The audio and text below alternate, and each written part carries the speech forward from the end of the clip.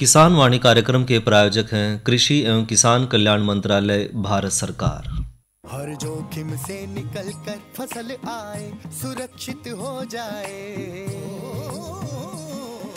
फसल बीमा से हर किसान अब आत्मनिर्भर हो जाए। संकट के समय प्रधानमंत्री फसल बीमा योजना किसानों के लिए वरदान है। अब सूखा पड़े या बाढ़ आ जाए कोई डर नहीं, अब ओले पड़े या कीट पतंगे फसल खा जाए कोई फिक्र नहीं, क्योंकि हमने लिया है प्रधानमंत्री फसल बीमा। बुआई से फसल कटाई तक हर जोखिम का दावा, न्यूनतम प्रीमियम पर अधिकतम भुगतान का वादा। योजना से हर साल जुड़ रहे हैं 5 करोड़ से ज्यादा किसान। अब आपकी है बारी। नजदीकी कृषि कार्यालय, सहकारी समिति, बैंक शाखा, अधिकृत बीमा कंपनी या जन सेवा केंद्र में स्वेच्छा से करा सकते हैं पंजीकरण। फसल बीमा पोर्टल या फसल बीमा ऐप द्वारा भी कराया जा सकता है पंजीकरण। प्रधानमंत्री फसल बीमा योजना, आपकी फसलों का संपूर्ण सुरक्षा कवच। कृषि एवं किसान कल्याण मंत्रालय, भारत सरकार। रिसाले भाई राम राम। विनोद भाई अपना भी राम राम। और जो हमारा कार्यक्रम किसान वाणी सुन रहे हैं सारे बहन भैया ने हमारी राम। रिसाले भाई जी विनोद भाई, देखो कार्यक्रम किसान वाणी में हम कई सारी चर्चा करेंगे, बिल्कुल, लेकिन शुरुआत आज की खेती बाड़ी के प्रश्न तक करें। बिल्कुल। तो विनोद भाई क्यों ना पूछ ले भाई यहाँ प्रश्न। हाँ, क्योंकि ये तो अपना जाना पछाना काम है रोज का। बिल्कुल भाई। तो भाई आज का हमारा जो कृषि प्रश्न रहेगा वो रहेगा भाई, सब्जी उत्पादन में भारत का कौन सा स्थान है। और भाई इसका जवाब आपने जरूर भेजना हमारे द्वारा SMS के जरिए। और हमारा फ़ोन नंबर नोट कर लें। हमारा फ़ोन नंबर है 94 660 21 336।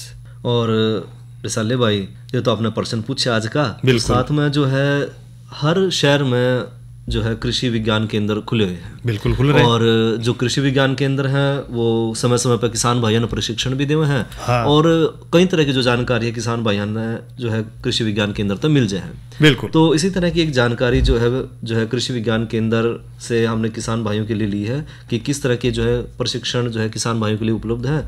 और ये जो भेंट वार्ता है हमने की है डॉक्टर नसीब सिंह से, जो कि सीनियर कोऑर्डिनेटर हैं कृषि विज्ञान केंद्र कुरुक्षेत्र में। आओ सुनो उनसे बातचीत। आज हमारे साथ स्टूडियो में उपस्थित हैं डॉक्टर नसीब सिंह, सीनियर कोऑर्डिनेटर कृषि विज्ञान केंद्र कुरुक्षेत्र। आज हम उनसे बातचीत करेंगे कि कृषि विज्ञान केंद्र के द्वारा किसानों को दी जाने वाले प्रशिक्षण के बारे में। तो डॉक्टर नसीब सिंह जी, आपका स्टूडियो में स्वागत है। धन्यवाद हर्षला भाई जी। तो डॉक्टर साहब, हम आपसे ये जानना चाहते हैं कि जो कृषि विज्ञान केंद्र हैं, सबसे पहले तो आप ये बताएं कि जो कृषि विज्ञान केंद्र सरकार के द्वारा स्थापित किए गए हैं उनका उद्देश्य क्या है। आपने हर्षला भाई बहुत ही अच्छा प्रश्न पूछा है, और उसके साथ साथ मैं सुनने वाले किसान भाइयों का भी धन्यवाद करता हूँ कि और ध्यान से हमारी बात सुने। तो हर्षला भाई जी, हमारा जो कृषि विज्ञान केंद्र है ये हरियाणा कृषि विश्वविद्यालय द्वारा संचालित है, और ये हरियाणा के हर जिला में सुचारू रूप से चालू है। और इसका जो मूल उद्देश्य है ये किसानों की सेवा कैसे करें, और मूल उद्देश्य तो यही है, लेकिन अब जो भारत सरकार का जो विशेष उद्देश्य है, जो पिछले कई सालों से प्रधानमंत्री जी का जो मिशन है कि किसानों की आय कैसे दुगनी करें जी, अब उस पे सबसे ज़्यादा फोकस है। तो किसानों के साथ ये हमारी बड़ी गुजारिश है कि कृषि विज्ञान केंद्र में आएँ और कैसे अपनी आमदनी को कैसे दुगनी करें, उसके लिए कुछ तकनीक हैं, कौन से अच्छे बीज हैं और तुलनात्मक तकनीक और बीज कौन से अच्छे हैं उनकी जानकारी लें, और अपनी आमदनी में कैसे इजाफा करें, और भारत सरकार का हमारे प्रधानमंत्री जी का जो मुख्य उद्देश्य है उसको कैसा पूरा करें। हमारे कृषि विज्ञान केंद्र में सभी किसान भाइयों का हमेशा स्वागत है। रही बात इसके उद्देश्य की, इसका जो उद्देश्य, सबसे बड़ा उद्देश्य यही रहा है कृषि विज्ञान केंद्र का, किसानों की समस्याएं जानें और उनका समाधान करें। दूसरा, ये हमारे हरियाणा कृषि विश्वविद्यालय हिसार के 3 बड़े विशेष अंग हैं जी। एक तो है जिसमें हमारे जो छात्र का दाखिला होता है, उसमें जो जिसको टीचिंग विभाग कहते हैं, बच्चों को पढ़ाने का काम उनको MSc PhD रिसर्च चाहिए। दूसरा काम है हमारा रिसर्च का।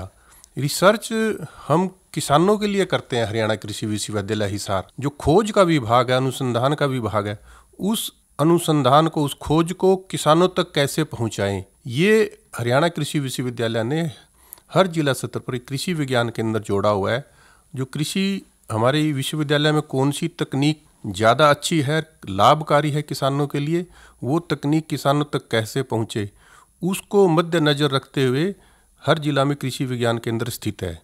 और हम ये तकनीक किसानों को भी देते हैं, और यहाँ के जो विभिन्न विभाग हैं, चाहे वो कृषि विभाग हो, पशुपालन विभाग हो, या मत्स्य पालन विभाग हो, वन विभाग हो, या बागवानी विभाग हो, उनके अधिकारियों के भी हम हमेशा संपर्क में रहते हैं कि हरियाणा कृषि विश्वविद्यालय ने ये विभिन्न प्रजातियाँ, लाभकारी प्रजातियाँ किसानों के लिए निकाली हैं, आप इनकी जानकारी लें, आप भी इसमें हमारा सहयोग करें। हम उनके भी संपर्क में हमेशा रहते हैं जी। दूसरा, कृषि विज्ञान केंद्र का जो महिलाओं के लिए, ग्रामीण युवकों के लिए, ये भी इनका एक विशेष अंग है कि इनको भी कृषि विज्ञान केंद्र से कैसे जोड़ें। और जो भारत सरकार का एक बहुत बड़ा उपक्रम है कि गरीबी रेखा से किसानों को बाहर कैसे निकालें, तो उसमें भी हमारा एक विशेष योगदान रहता है। यही कुछ हमारे कृषि विज्ञान केंद्र के मुख्य उद्देश्य हैं जो किसानों की सेवा में हमेशा लगे रहते हैं। तो डॉक्टर साहब, जैसे आपने जानकारी दी कि इसके काफ़ी जो है ना कार्य आपका जो कृषि विज्ञान केंद्र है वो करता है, लेकिन जो कृषि विज्ञान केंद्र है इसके लाभ क्या है? ये भी रिशाला भाई जी, आपने बहुत अच्छा प्रश्न पूछा है।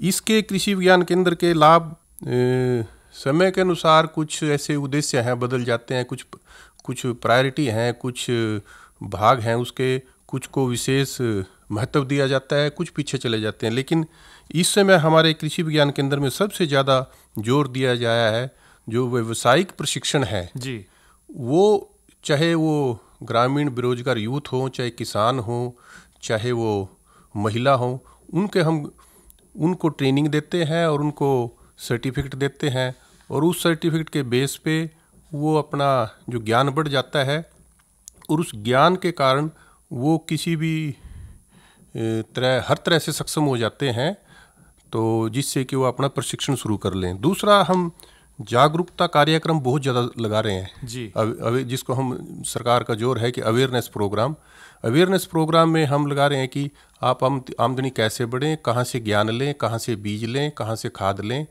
जो हमारे जो स्रोत हैं, अच्छे स्रोत हैं, कैसे ले। और आजकल सबसे बड़ा जोर चला हुआ है जागरूकता कार्यक्रम में जो फसल अवशेष प्रबंधन है हमारा, वो सबसे ज़्यादा चला हुआ है। जब आप दिल्ली में देख रहे हैं कि ये हाहाकार मचा हुआ है कि उसको कैसे कम करें, उसमें कृषि विज्ञान केंद्र हमारा ही नहीं, पूरे हरियाणा के कृषि विज्ञान केंद्र और कृषि विभाग पूरे ये हमारा जो अभियान है, जागरूकता अभियान, फसल अवशेष प्रबंधन कैसे करें, इस पे पूरे हरियाणा का जोर है।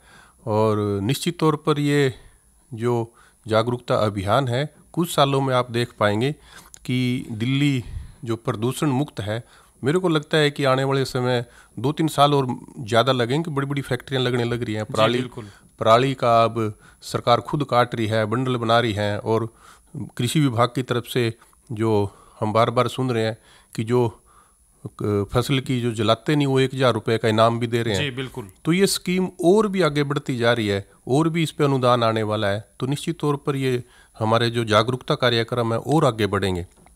खेत दिवस हम मनाते हैं, जो हमारे जो लैब की बात है, खेत दिवस में जब हम कोई अपना बीज की बुआई कराते हैं, अच्छे बीज की बुआई कराते हैं, और किसान जो अपना जो पारंपरिक खेती है वही बीज है वही लगाते हैं, जब वो फसल तैयार हो जाती है, फसल बिल्कुल पकाई पे चली जाती है, तो पकाई के समय हम खेत दिवस लगाते हैं और उस गांव के किसानों को और आसपास के किसानों को खेत दिवस पे बुलाते हैं।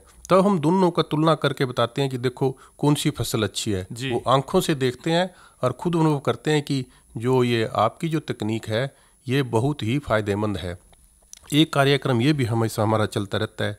कुछ हमारे अग्रिम पंक्ति के प्रदर्शन होते हैं, ये भी हम जो नए बीज हैं हमारे जो हरियाणा कृषि, पहले रिशाला भाई जी मैं आपको एक बड़ी अच्छी बात बताता हूँ जी। पहले हरियाणा कृषि विश्वविद्यालय हिसार से जो भी कोई बीज निकलता था वो किसानों को सीधे दिया जाता था, लेकिन जो हिसार में बीज बना है, हिसार की मिट्टी है और कुरुक्षेत्र की मिट्टी है, अम्बाला की मिट्टी है, पंचकुला की, सब अलग अलग मिट्टी है। जी बिल्कुल। तो अब उस वैरायटी को, उस किस्म को रिलीज करने से पहले, किसानों को देने से पहले, उससे पहले FLD इंग्लिश में FLD कहते हैं उसको, फ्रंट लाइन डेमोस्ट्रेशन, और हिंदी में उसको अग्रिम पंक्ति के प्रदर्शन।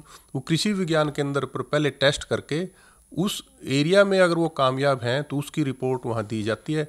उसके बाद वैरायटी रिलीज होती है। फिर किसानों को कोई दिक्कत नहीं आती कि हरियाणा में सबके लिए वो पॉपुलर हो जाती है। नहीं तो जैसे किसी किसान के खेत में जाकर के 1-2 किले में उसका प्रदर्शन लगाते थे। आप देखिए इस प्रकार से जो है हमने ये खेत में 2 किले में 4 किले में उसका नमूना दिखाते थे।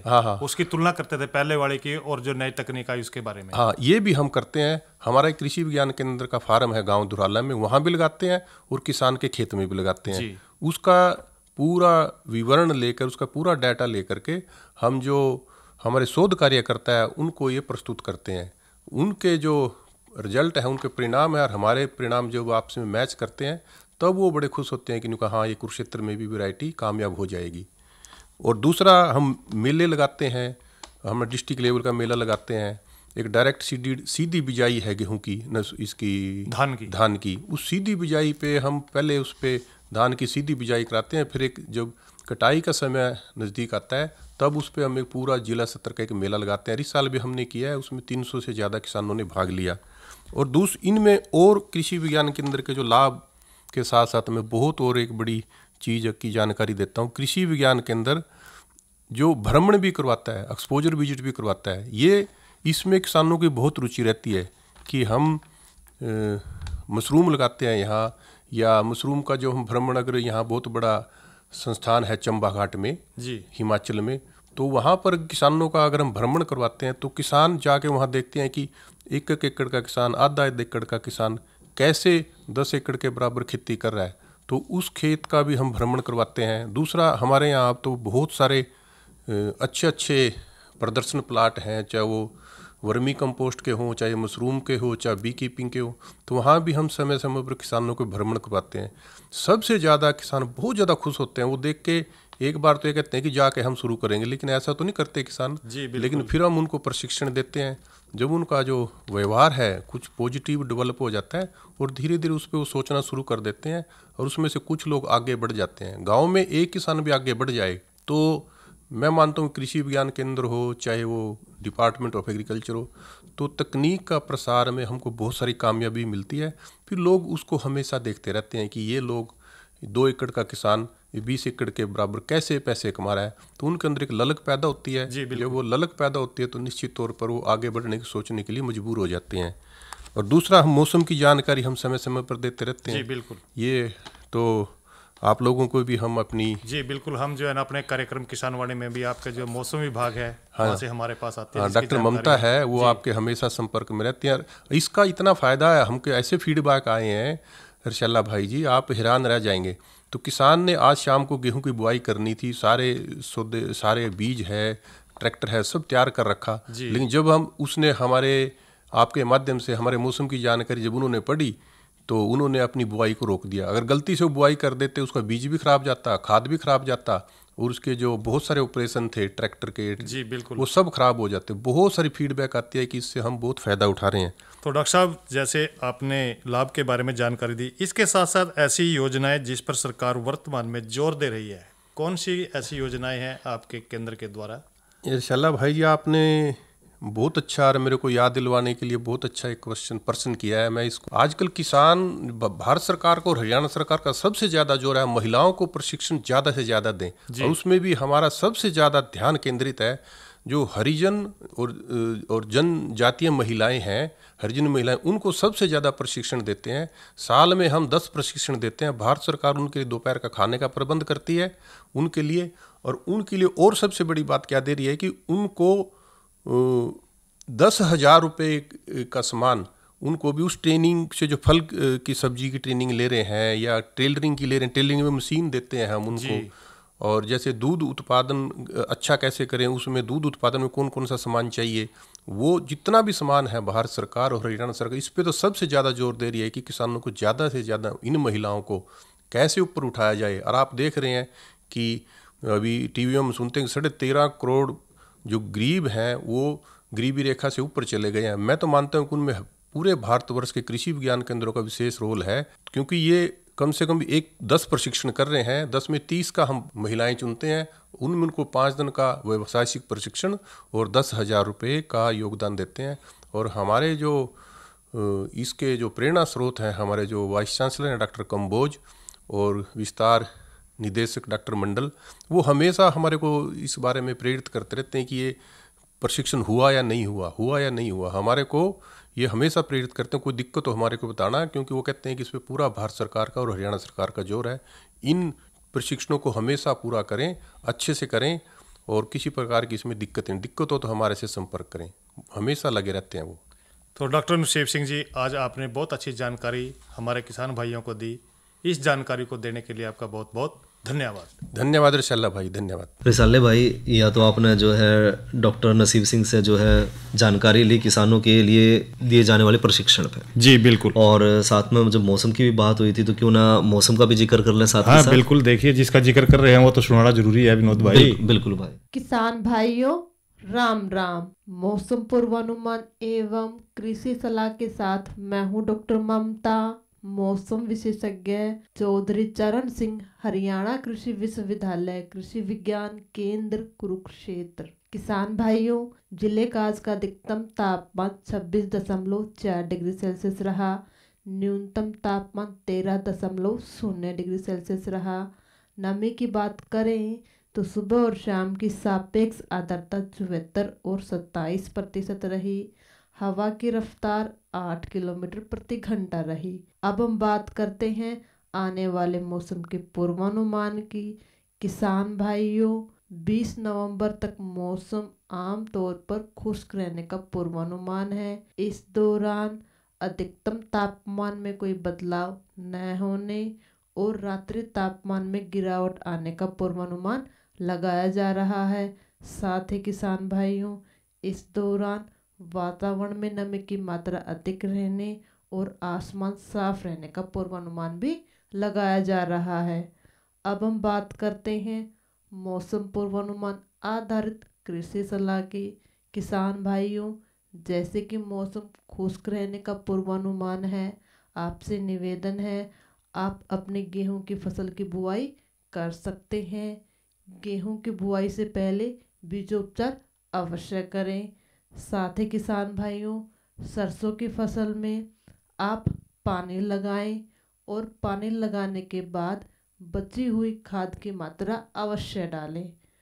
धन्यवाद। रिसाले भाई, ये तो ली मौसम की जानकारी और अब जानकारी ले लें कल के कृषि कार्यक्रम की। विनोद भाई देखिए, कल का जो अपना कार्यक्रम किसान वाणी रहेगा उसमें हम बात करेंगे मनरेगा के बारे में, और इसके साथ साथ भाई नई फसल जो नई उमंग है उसमें हम बात करेंगे प्याज की नर्सरी तैयार करने में किन किन बातों का ध्यान रखना है, और साथ में जानकारी देंगे भाइयों को प्राकृतिक खेती के बारे में कि बीज उपचार के लिए भाई जो बीजामृत है वो किस तरह बनाना है। और रिसाले भाई, अब चर्चा करें राष्ट्रीय बागवानी मिशन पे। तो किसान भाइयों, जो राष्ट्रीय बागवानी मिशन है इसका मुख्य उद्देश्य है कि किसान भाइयों को एक ऐसी फसल उगाने के लिए प्रोत्साहित करना जिससे उसकी जो मांग है वो साल भर बनी रहे, यानी कि किसान भाइयों को जो है हमेशा लाभ मिलता रहे, और साथ ही साथ भाइयों इस तरह की खेती के लिए जो है ज़्यादा खर्चा नहीं करना पड़ता। और इस योजना का जो मुख्य उद्देश्य है वो किसानों को कम खर्च में ज़्यादा से ज़्यादा मुनाफा पहुंचाना। बिल्कुल। और किसान भाइयों को सरकार इसलिए प्रेरित भी कर रही है, क्योंकि अब सरकार का जो ध्यान है वो इस पे है कि कम से कम खेती में, कम से कम जगह में भी जो है किसान भाई जो है बागवानी कर सकें। और इस खेती में किसान भाई ऐसी फसल भी उगा सके हैं जिसकी मांग साल भर बनी रहेगी, और इस किसान भाई जो है इसका अधिक से अधिक मुनाफा ले पाएंगे। और इस योजना का मुख्य उद्देश्य है भाइयों किसानों को खेती के लिए नए तरीके और अधिक से अधिक मुनाफा कमाने के नए नए साधन बताना। बिल्कुल। और लाभ की बात करें रिसाले भाई, तो इस योजना में किसानों को बागवानी करने के लिए एक तो प्रोत्साहित किया जाता है, साथ ही साथ इस योजना की मदद से देश भर में फल और फूल और सब्जी की खेती में बढ़ोतरी बड़ी तेजी से देखने मिल भी रही है। बिल्कुल। और अगर किसान भाई जो है अपने बगीचे में भी किसी प्रकार की उन्हें कोई परेशानी आवे तो इस योजना के अंतर्गत जो है जो अन्य योजनाएं हैं उनका जो संचालन किया जा रहा है, ताकि जो परेशानी है किसान भाइयों की वो भी दूर करी जा सके, और इस योजना से किसान भाई जो है अधिक बागवानी फसल उगा ज्यादा से ज्यादा मुनाफा ले पावे। और विनोद भाई जी, आपने एक प्रश्न पूछा था हाँ, कि भाई सब्जी उत्पादन में भारत का कौन सा स्थान है जी, और उसका जवाब भी आपने तो कई भाइयों ने लिखा है। देखो भाई, जवाब जो है ना इस तरह दिया करो ना। कई भाइया का आज चिट्ठी आई हमारे तो यानी कि मैसेज के तरिया चिट्ठी पढ़ देंगे हम उनकी। तो भाई जो मैसेज आया है, जो संदेश भेजा भाइया ना, वो है सेक्टर 3 कुरुक्षेत्र से मनोज का, बिल्कुल सही जवाब दिया कि दूसरा है भाई, बिल्कुल दूसरा ही है। और भाई रमेश गुज्जर हैं गांव बटेड़ी से, इन्होंने भी बिल्कुल सही जवाब दिया। और इसके साथ साथ भाई जो नागल से हैं इंद्रराज जी, हाँ, उन्होंने बिल्कुल सही जवाब दिया कि दूसरा है। और भाई जवाब भी दूसरा ही है। बिल्कुल भाई। और इसके अलावा जो है सही उत्तर दिया है, तो भाई देखिए भाई ठीक लिखा नहीं है विनोद भाई, चलो कोई बात नहीं, भाई ने सही अच्छे से लिखा नहीं है। हाँ, तो भाई इन भाइयों के जवाब जो हमारे दोहराए हैं बिल्कुल सही है। इस तरह जवाब दिया करो भाई। और भाई ये काफी देर भी होगी सोच रहे होंगे भाई मनोरंजन का नहीं ध्यान नहीं है विनोद भाई, तो पहला भाइयों का मनोरंजन करवाओ ना। बिल्कुल भाई, सुनाओ भाई ने यह रागनी।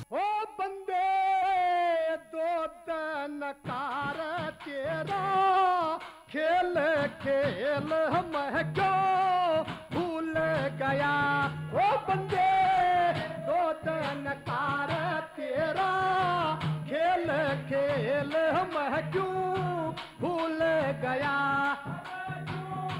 भूल गया हरे क्यों भूल गया रे बंदे दो दनकार तेरा, खेल खेल मैं क्यों भूल गया।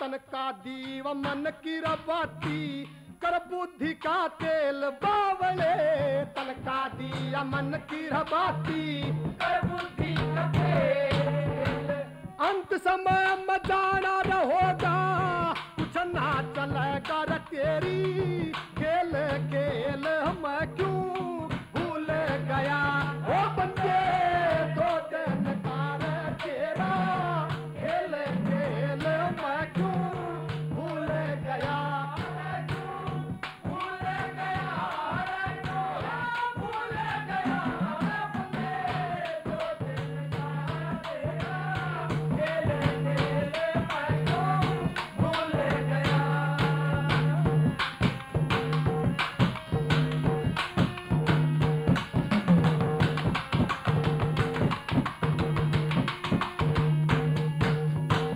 माता पिता और कुटुंब कबीला झूठा जग में मेल बावले, माता पिता और कुटुंब कबीला झूठा जग में मेल, धर्मराज के जाना रहोगा चल न तेरी रे धक्का, खेल खेल मैं क्यों भूल गया, हो देर का तेरा, खेल खेल मैं क्यों भूल गया, तेरा क्यों भूल गया, रे क्यों भूल गया, रे दो दिन कार तेरा, खेल खेल मैं क्यों भूल गया। तन यम के दूध पकड़ के ले जा कर्म घाल का बेल बावले, यम के दूध पकड़ के ले जा कर्म घाल का बेल, अरे धर्मराज की लगर कचहरी होगा ज्ञान बने, खेल खेल मैं क्यों भूल गया,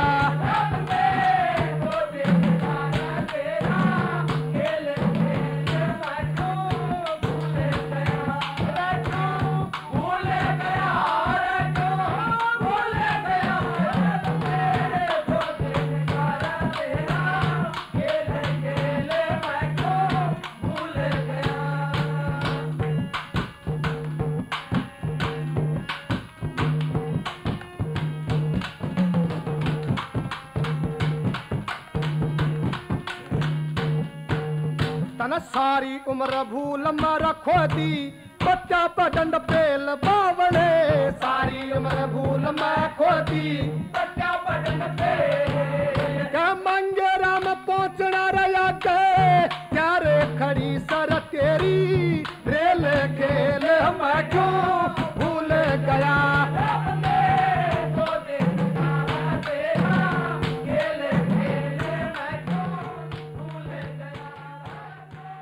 ये तो सुना भैया ने लोकगीत। और वहीं करा चर्चा सरसों में खरपतवार नियंत्रण किस तरह करें। विनोद भाई देखिए सरसों जो है ना कहीं डालते जो है ना मौसमी सरसों को चल रहा है, बिल्कुल भाई, चर्चा भी करेंगे।